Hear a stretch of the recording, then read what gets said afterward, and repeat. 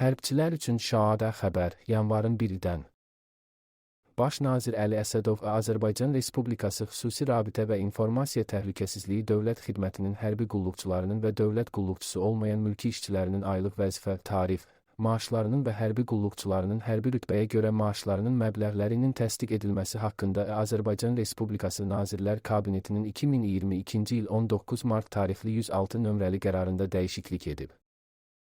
Həmin qərarla təsdiq edilmiş Azərbaycan Respublikasının Xüsusi Rabitə və İnformasiya Təhlükəsizliyi Dövlət Xidmətinin hərbi qulluqçularının xidmətin rəhbərliyinə aid olan hərbi qulluqçular istisna olmaqla aylıq vəzifə, tarif, maaşlarının məbləğləri və Azərbaycan Respublikasının Xüsusi Rabitə və İnformasiya Təhlükəsizliyi Dövlət Xidmətinin dövlət qulluqçusu olmayan iki mülki işçilərinin aylıq vəzifə, tarif, maaşlarının məbləğləri yeni redaksiyada təsdiq olunub.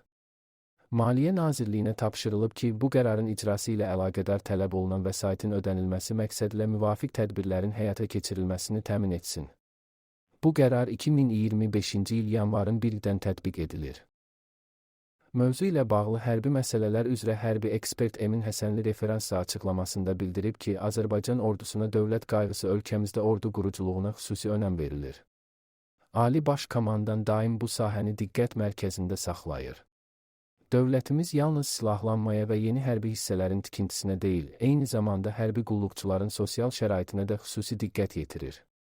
Son illərdə qəbul edilmiş dövlət qərarları nəticəsində hərbi qulluqçuların əmək haqları artırılmış, onlara mənzillərin verilməsi prosesi davamlı xarakter almışdır. Prezidentin şəxsi nəzarəti və təşəbbüsü ilə hər il onlarla hərbi qulluqçu mənzillə təmin olunur. Bu proses artıq ənənə halını almış və ardıcıl şəkildə həyata keçirilir. Emin Həsənli eyni zamanda bildirib ki, dövlətin məqsədi yalnız müdafiə potensialını gücləndirmək deyil, eyni zamanda hərbi qulluqçuların sosial rifahını yüksəltməkdir. Bu istiqamətdə sistemli, məqsədyönlü və davamlı addımlar atılır. Yaxın illərdə bu sahədə daha böyük nəticələrin əldə olunacağı gözlənilir. Xüsusilə şəhid ailələri və müharibə iştirakçıları üçün Prezident tərəfindən mütəmadi olaraq sosial dəstək tədbirləri həyata keçirilir. Onlara mənzillər, avtomobillər təqdim olunur, müxtəlif sosial güzəştlər verilir. Bu, dövlətin öz qəhrəman övladlarına olan dərin ehtiramının bariz nümunəsidir.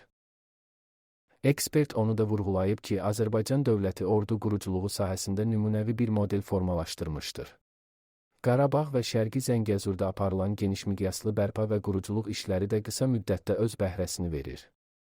Bu bölgələrdə həm mülki infrastruktur, həm də hərbi təchizat sahəsində böyük inkişaf müşahidə olunur. Nikol məxfiliyi açır, Aprel savaşında Sərkisyan Putinə nə yazıb?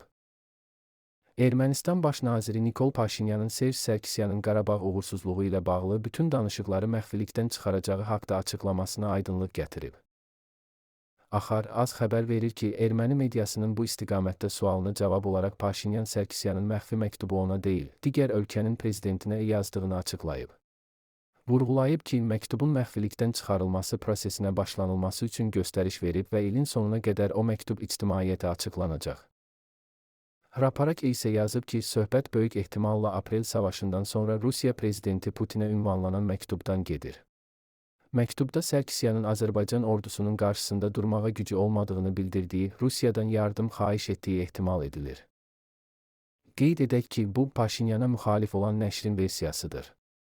Amma 2016-cı ilin aprelində başlayan savaşın dayanmasının səbəbi o idi ki, Ermənistan prezidenti Serj Sərkisyan rayonların qaytarılması ilə bağlı öhdəlik götürmüşdü.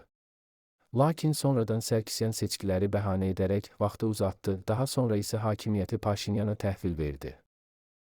Həmin ərəfədə Rusiya lideri Vladimir Putin və HN başçısı Sergey Lavrov da 5-2 prinsipi ilə rayonların geri qaytarılması öhdəliyinə Ermənistanın əməl etməsi gərəkdiyinə dəfələrlə eyham vurmuşdular. Çünki Sərkisyanın verdiyi vədin qarantı rolunda Putin çıxış etmişdi.